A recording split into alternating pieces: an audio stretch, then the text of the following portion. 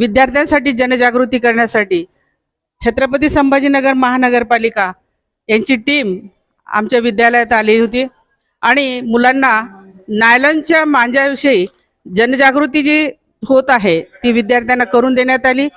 नायलॉनच्या मांजामुळे फक्त माणसांनाच नाही तर पक्ष्यांना सुद्धा त्याची इजा होते आणि ती होऊ नये त्याच्यासाठी या मुलांना एक चांगल्या प्रकारे हा उपक्रम महानगरपालिकेतर्फे राबवण्यात येत आहे। आणि आज आम्ही सर्वांनी एक शपथ घेतलेली आहे की विद्यार्थ्यांना सुद्धा आणि आमच्या परिसरात सुद्धा नायलॉनच्या मांजाचा वापर टाळावा आणि पतंगाचा आनंद घेताना तायडे सर, मुख्याध्यापक आणि निकम सर यांनी आम्हाला या शाळेमध्ये नायलॉन मांजा विरोधी अभियान राबवण्यासाठी परवानगी दिल्याबद्दल त्यांचं सर्वप्रथम मनपूर्वक आभार व धन्यवाद। आता आपण कार्यक्रमाला सुरुवात करत आहोत। सर्वांना पतंग तर माहितीच असेल, सगळेच उडवतात बरोबर। याच्यामध्ये तुम्ही जो मांजाचा वापर करता, किती मुलं मांजा वापरतात त्याच्यात? कारण की आपण ज्यावेळेस आपल्या पालकांसोबत पतंग घेण्यात जातो दुकानामध्ये, तर त्यावेळेस आपण पतंग जो विक्री करता आहे त्याला आपण मांजेची मागणी करतो व हा मांजा की या मांजेमुळे काय होऊ शकते व काय घडते, यामुळे आकाशामध्ये उडणारे पशुपक्षी यांचेही पर कटल्या जाते, पाय कटल्या जातो। ज्यावेळेस तुम्ही आकाशामध्ये पतंग उंच भरारी मारतो त्यावेळेस आकाशामध्ये उडणारे हे पशुपक्षी आहे त्यांनाही इजा होते व ते मृत्युमुखी पडतात व हे कुणाला दिसत नाही। आपण आपल्या आनंदामध्ये पतंग उडत असतो, पण यामुळे मुक्या प्राण्यांना त्यांचा जीव गमवावा लागतो आणि प्राणीच नाही तर यामध्ये माणसांनाही याची जीवहानी होते। गाडी असणारे नागरिक जे वाहन चालवतात त्या नागरिकांना हा मांजा कलरचा असल्यामुळे दिसत नाही, तर हे आपल्याला दिसत नसल्यामुळे वाहन चालवणाऱ्याला तो गळ्याला याचा वापर शहरामध्ये होऊ नये यासाठी शासनाने याच्यावरती बंदी आणलेली आहे व कुणीही शहरामध्ये याचा वापर व याची विक्री होत असल्यास शासनातर्फे कडक कारवाईचे आदेशही प्राप्त झालेले आहेत। तरी life care animal welfare association संस्था ही आहे ती मागील 3 वर्षापासून प्राण्यांसाठी काम करते। प्राणी माहिती ना तुम्हाला सगळ्यांना? प्राणी म्हणजे काय सांगता का कोणी?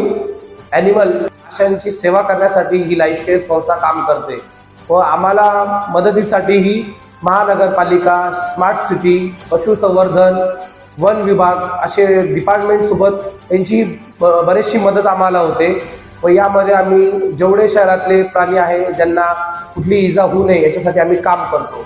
आता याच्यामध्ये बऱ्याचशा मुली दिसत आहे, मुली म्हणतील की आम्हाला याच्यामध्ये आम्ही तर पतंग उडत नाही बरोबर, पण ज्यावेळेस तुमचे पालकांसोबत तुम्ही बाहेर जातात गाडीवरती, 2 व्हीलरवरती, तर तुम्ही आवर्जून तुमच्या पालकांना सांगा की आई गाडी चालवते की नाही, बऱ्याचशा मुलींची। तर आपण आपल्या सगळं घरातल्या विचारांनी ते साईडला ठेवून आपण कुठल्या रस्त्यावरती जो मांजा मोठ्या प्रमाणामध्ये या महिन्यात आणि पुढच्या संक्रांतीच्या महिन्यात वापर झाला पाहिजे। आणि आपल्याला पतंग उडवण्यासाठी बंदी नाही आहे, पतंग तुम्ही उडवू शकता, फक्त यामध्ये आपण नायलॉन मांजाचा वापर करू शकत नाही व याच्यावरती कडक कारवाईचे आदेश पहिलेच प्राप्त झालेले आहे। तरी आपण पतंग उडवा पण साध्या दोऱ्यांनी, आणि आपल्या जर का जवळ आसपास जे पतंग विक्रेता असतील त्यांच्याकडे नायलॉन मांजा आढळलास तर तुम्ही आमचे हेल्पलाईन नंबर दिलेले आहे, याच्यावरती तुम्ही संपर्क करून माहिती देऊ शकता।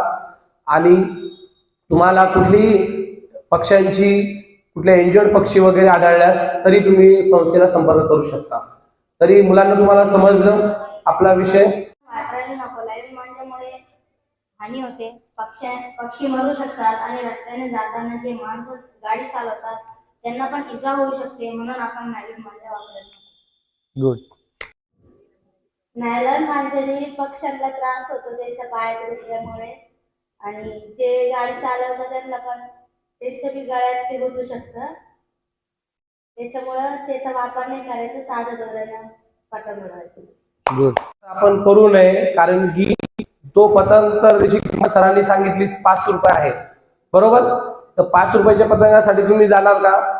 बरेचसे मुलं रोडावर पळताना दिसतात आणि काढण्याचा प्रयत्न करतात, पण ते हा विचार करत नाही की ती खांबावरती जर का लाईट चालू असेल तर त्यावेळेस तुम्ही जर का ज्यावेळेस तो मांजा ओढण्याचा प्रयत्न करतात तर तो तुटत नाही व त्याच्यामुळे आपल्यालाही जीवहानी होऊ शकते. तरी याचा विचार सगळ्या मुलांनी करावा. आणि मी लाईफ केअर संस्थेतर्फे सर्व मान्यवर उपस्थित शिक्षकांचं आभार व्यक्त करतो, त्यांनी आमचं हा अभियानामध्ये सहकार्य केल्याबद्दल. धन्यवाद.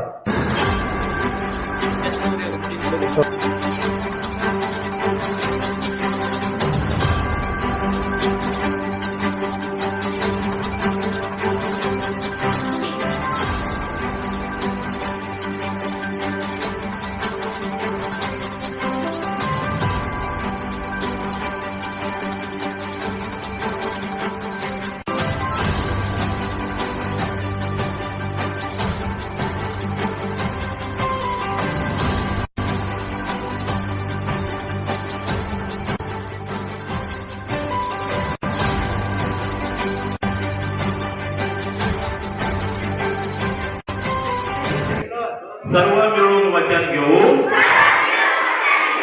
पक्षांना ना मारू, न मरू देऊ. काही लक्षात हात खाली करा. आता एक साथ सॉरी ब्रेक विश्राम एक साथ लढले बैठ जाओ. छत्रपती संभाजीनगर स्मार्ट सिटी छत्रपती संभाजीनगरच्या सौजन्याने आज नायलॉन मांजा विरोधी अभियान राबवण्यात आलं. सरांनी खूप छान माहिती विद्यालयामध्ये विद्यार्थ्यांना व सर्व शिक्षकांना दिलेली आहे. मी सर्व शिक्षकांतर्फे संस्था समूहातर्फे सरांचे खूप खूप आभार मानते. Life care animal welfare association Chhatrapati Sambhajinagar व छत्रपती संभाजीनगर महानगरपालिका यांच्या संयुक्त विद्यमानाने या ठिकाणी आदरणीय शिंदे सर यांनी नायलॉन मांजाविरोधी अभियान आमच्या महाराष्ट्र हिंदी विद्यालयामध्ये असणाऱ्या सर्व विद्यार्थ्यांना त्या नायलॉन मांजाचे नुकसान काय होते याविषयी सर्व सविस्तर अशी माहिती आम्हा विद्यार्थ्यांना दिली. त्याबद्दल मी सरांचे आभार व्यक्त करतो आणि मी सरांना अशी ग्वाही देतो की आमच्या महाराष्ट्र हिंदी विद्यालयातील सर्व विद्यार्थी आपण जी दिलेली शिकवण आहे की नायलॉन मांजा वापरायचा नाही, तो नायलॉन मांजा आमच्या शाळेतील एकही विद्यार्थी वापरणार नाही अशी मी सरांना ग्वाही देतो आणि थांबतो. धन्यवाद. छत्रपती संभाजीनगर महानगरपालिकेचे लोक आले होते आणि त्यांनी आम्हाला सांगितलं की नायलॉन मांजा वापरायचा नाही. मी सरांना ग्वाही देतो की आम्ही नायलॉन मांजा कधीच वापरणार नाही आणि त्याचा उपयोग कधीच करणार नाही. माझं नाव अंजली गणपत भालेराव आहे. मी महाराष्ट्र हिंदी विद्यालय या शाळेत आहे. तुम्ही छत्रपती संभाजीनगर महानगरपालिका येथून आमच्या शाळेत आल्याबद्दल आम्हाला संवाद दिल्याबद्दल आम्हाला खूप छान वाटलं. तुम्ही आम्हाला जे काही सांगितलं नायलॉन मांजाविषयी ते आमच्या खूप फायद्याचे आहे. मी शपथ घेतली की मी नायलॉन मांजा वापरू देणार नाही किंवा मी वापरणार नाही. छत्रपती संभाजीनगर येथील महाराष्ट्र हिंदी विद्यालयात आदरणीय शिंदे साहेब यांनी महानगरपालिकेतर्फे नायलॉन मांजा वापरू नये याच्याविषयी माहिती सांगितली. मी त्यांचे खूप खूप धन्यवाद देतो. आणि याच्यानंतर त्यांनी जिथं ग्रुपनं मांजा उडवला जातो, पतंग उडवला जातो, तिथं नायलॉनचा वापर केला जातो, तिथंही जनजागृती करावी अशी मी त्यांना विनंती करतो आणि त्यांना पुढील कार्यासाठी शुभेच्छा देतो. धन्यवाद. लाईफ केअर ॲनिमल वेलफेअरतर्फे विद्यार्थ्यांसाठी जनजागृती करण्यासाठी छत्रपती संभाजीनगर महानगरपालिका यांची टीम आमच्या विद्यालयात आली होती आणि मुलांना नायलॉनच्या मांजाविषयी जनजागृती जी होत आहे ती विद्यार्थ्यांना करून देण्यात आली. नायलॉनच्या मांजामुळे फक्त माणसांनाच नाही तर पक्ष्यांना सुद्धा त्याची इजा होते आणि ती होऊ नये त्याच्यासाठी या मुलांना एक चांगल्या प्रकारे हा उपक्रम महानगरपालिकेतर्फे राबवण्यात येत आहे. आणि आज आम्ही सर्वांनी एक शपथ घेतलेली आहे की विद्यार्थ्यांना सुद्धा आणि आमच्या परिसरात सुद्धा नायलॉनच्या मांजाचा वापर टाळावा आणि पतंगाचा आनंद घेताना साध्या धाग्याचा वापर करावा. आपल्या या उपक्रमामध्ये प्राण्यांची जी आपण काळजी घेत आहात हे खूपच विद्यार्थ्यांसाठी समाजासाठी एक संदेश चांगला देत आहात. आपल्या सर्व टीमचे शाळेच्या वतीने खूप खूप धन्यवाद. वापरल्याने पशुपक्ष्यांना काय दुष्परिणामाला सामोरे जावं लागते याबाबतची, तसेच दाऊद शेख आपला माझे विद्यार्थी आणि त्यांच्या टीमनं आपल्याला दिलेली आहे.